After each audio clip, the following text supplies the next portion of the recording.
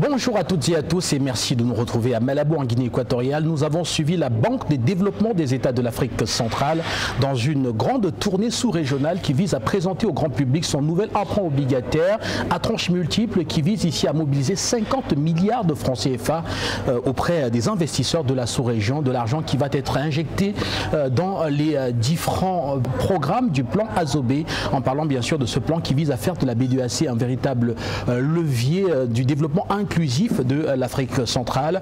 Et pour en parler, nous avons sur ce plateau Jean Paterne Meigné Ekoga, qui est le vice-président de la BDAC, qui vient d'ailleurs d'animer le roadshow de Malabo, ici sur ce plateau même où nous nous trouvons actuellement. Nous le retrouvons. Monsieur Ekoga, merci à vous de nous faire l'honneur de cette invitation. Merci, monsieur le journaliste. Alors, nous vous retrouvons et la première question, c'est déjà pourquoi avoir engagé une nouvelle levée de fonds de 50 milliards de francs CFA sur ce marché financier sous-régional? Merci. Comme vous le savez, la BDAC a approuvé le plan stratégique Azobé en décembre 2022 à la prise de fonction du président, M. Dieudonné Vumoku. Et ce plan stratégique avait trois grands piliers. Le premier pilier est opérationnel. Il s'agit de contribuer à l'intégration sous-régionale et à l'amélioration des conditions de vie des populations à travers les opérations de financement. Le deuxième pilier concerne la mobilisation des ressources. Pourquoi? Parce qu'il fallait que la BDAC puisse régler de façon radicale son problème de mobilisation des ressources. Et le troisième pilier porte sur la gouvernance de la banque, gouvernance institutionnelle, gouvernance opérationnelle, gouvernance structurelle. Et nous sommes donc actuellement sur le marché dans le cadre du deuxième pilier du plan stratégique Azobé, c'est-à-dire nous devons mobiliser sur le marché financier 600 milliards de francs CFA sur la période du plan, c'est-à-dire de 2023 à 2027. Et il nous reste 4 années pour mobiliser ces 600 milliards à travers des émissions d'emprunts obligataires. Pour l'année 2024, le Conseil d'administration et l'Assemblée générale ont approuvé un programme de levée de 100 milliards de francs CFA que nous avons structuré en deux phases. Une première phase de 50 milliards et une deuxième de 50 milliards au cours du deuxième semestre de l'exercice. Pourquoi? Tout simplement parce que nous devons mobiliser en fonction des besoins.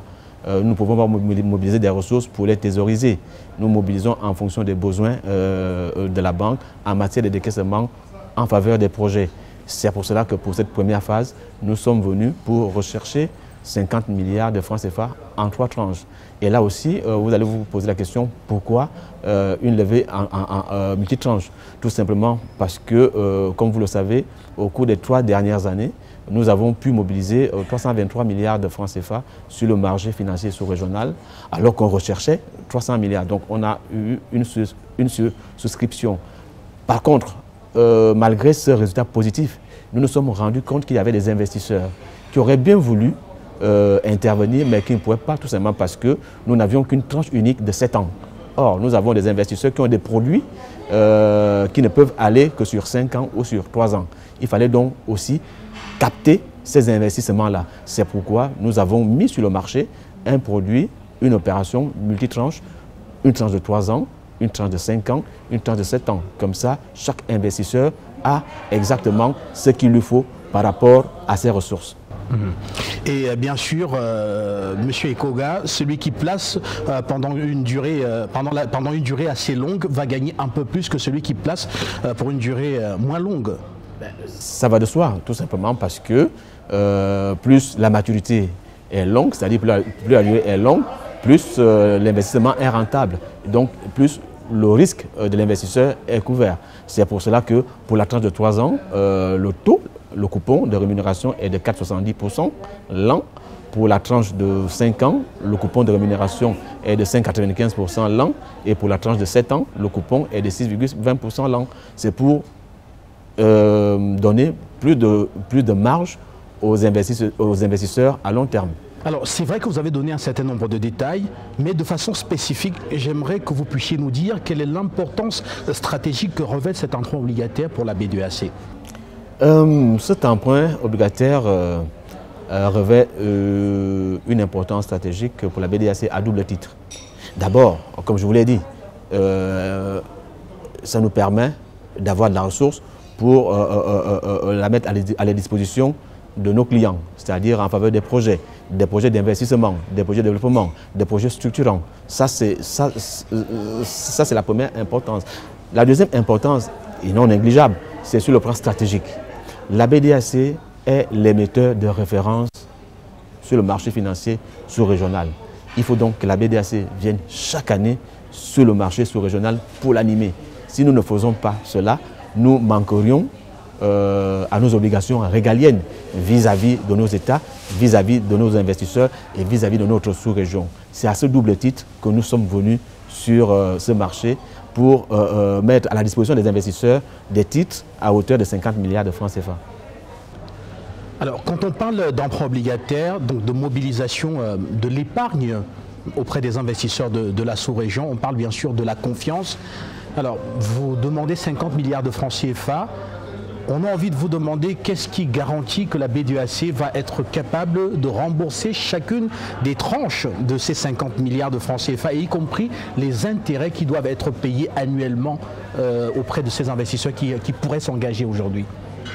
Eh bien, comme je vous l'ai dit dans mon propos liminaire, la BDAC est intervenue sur ce marché financier à 3 reprises au cours des 3 dernières années.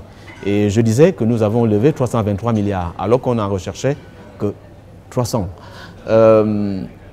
Ça veut dire que le marché a confiance en nous.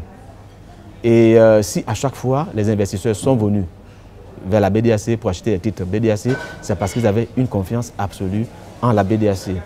Ça, c'est la première chose. La deuxième chose, la BDAC aura 50 ans en 2025. Donc, en 49 ans d'existence, la BDAC n'a jamais failli à ses obligations vis-à-vis de ses partenaires extérieurs.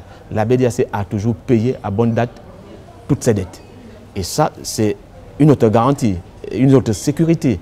Et ça peut rassurer les investisseurs. Et la troisième chose que je voudrais dire, c'est que dans le cadre de cette opération, comme pour les opérations antérieures, nous avons mis en place un compte séquestre qui est ouvert dans une banque de premier ordre et qui sera alimenté mensuellement par le 12e de l'échéance annuelle. Ce qui veut dire que chaque fin du mois, la BDAC va loger sur ce compte séquestre le 12e du montant de l'échéance, de telle sorte qu'au terme de l'année, toute l'échéance sera constituée. Et cela rassure aussi les investisseurs. Donc la BDAC a une signature qui est assez crédible. La BDAC est un émetteur de référence. La BDAC n'a jamais eu de problème vis-à-vis de ses partenaires extérieurs. Et il n'y a pas de raison que pour cet emprunt, la BDAC ait un problème. Et je voudrais rajouter qu'en 2023, nous avons eu à décaisser environ 40 milliards pour amortir les emprunts antérieurs. Et ça a concerné le remboursement du capital de l'emprunt qu'on a effectué en 2020 et les intérêts des emprunts de 2021 et 2022. Et tout cela a été fait à bonne date. Et la Banque centrale, qui est le dépositaire central unique, a d'ailleurs émis des communiqués de presse pour rassurer et pour confirmer aux différents investisseurs que la BDAC a remboursé les dettes auxquelles elle devait faire face en 2023. Alors, M. Ekoga, on voit très clairement que la qualité de la signature ne souffre de rien, mais on a envie de vous demander dans ce cas-là, pourquoi est-ce que vous venez pour 50 milliards au lieu de 100 milliards de francs CFA d'un coup, parce que vous l'avez dit, le Conseil vous a autorisé à lever 50 milliards de francs CFA, mais vous aurez aussi pu encore davantage rappeler au Conseil qu'il était possible d'aller encore plus loin. Alors pourquoi n'avoir pas eu une telle projection? Non mais il faut savoir faire les choses dans les délais et avec la bonne vitesse. On ne doit pas confondre vitesse et précipitation. La BDAC ne lève des ressources que lorsqu'elle en a besoin. Donc nous avons une politique de mobilisation des ressources, nous avons un plan annuel de mobilisation des ressources, nous avons un plan pluriannuel de mobilisation des ressources. Et dans ce plan, nous essayons de caler nos mobilisations des ressources en fonction des besoins d'utilisation. Si nous sommes venus sur le marché rechercher 50 milliards, c'est parce que les besoins urgents, les besoins actuels de la banque en matière de décaissement peuvent être couverts par ce montant. Si nous étions venus chercher 100 milliards, on prendrait peut-être ces 100 milliards-là, on utilisait une partie et l'autre partie serait thésaurisée, ce qui ne serait pas conforme aux bonnes règles de gestion. C'est pour cela que nous avons éclaté ce programme en deux phases. Une première phase pour rechercher 50 milliards au cours du premier semestre 2024 et la deuxième phase pour rechercher le même montant au cours du deuxième semestre 2024 pour caler la politique de mobilisation des ressources, le programme de mobilisation des ressources avec les utilisations que nous allons faire de ces ressources. Alors, Jean-Pater Menye-Ekoga, j'aimerais à présent que nous puissions revenir au roadshow qui a eu lieu ce matin ici à Malabo, en Guinée équatoriale, dans cette même salle.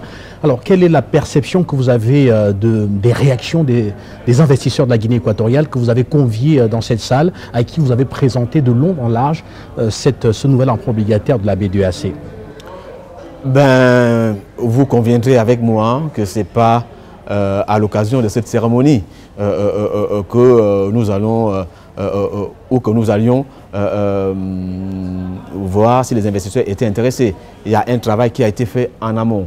La plupart des personnes que vous avez vues dans cette salle sont des investisseurs qui sont disponibles et qui sont disposés à acheter des titres BDAC parce qu'il y a eu un travail en amont. Ce travail a été fait de façon magistrale, il faut le reconnaître, par notre représentation ici en Guinée équatoriale qui a véritablement mouillé le maillot pour présenter ce projet, ces titres aux investisseurs équato-guinéens. On devrait aussi reconnaître l'importance et la maestria d'un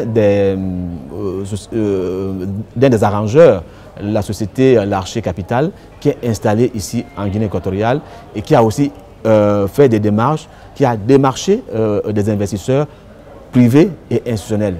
Donc nous partons d'ici avec un sentiment d'optimisme. Naturellement, tant que ce n'est pas encore signé, on est sûr de rien. Mais nous sommes convaincus qu'en Guinée équatoriale, on va lever beaucoup de ressources.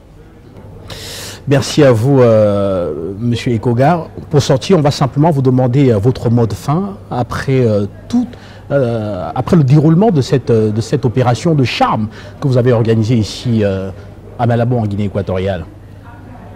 Le mot de fin, c'est que le président de la BDAC, comme je l'ai dit tantôt, M. Dedenève Mokou, a fait valider, a fait approuver par le Conseil d'administration et l'Assemblée générale le plan stratégique AZOBE 2023-2027 avec des ambitions extrêmement élevées.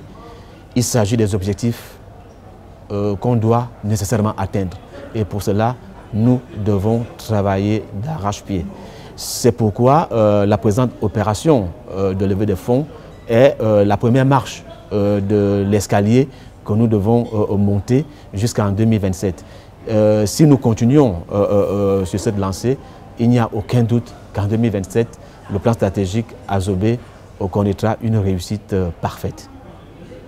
Merci beaucoup à vous, Jean-Pater Menye-Ekoga. Merci à vous d'avoir accepté cette invitation de la chaîne panafricaine Afrique Média.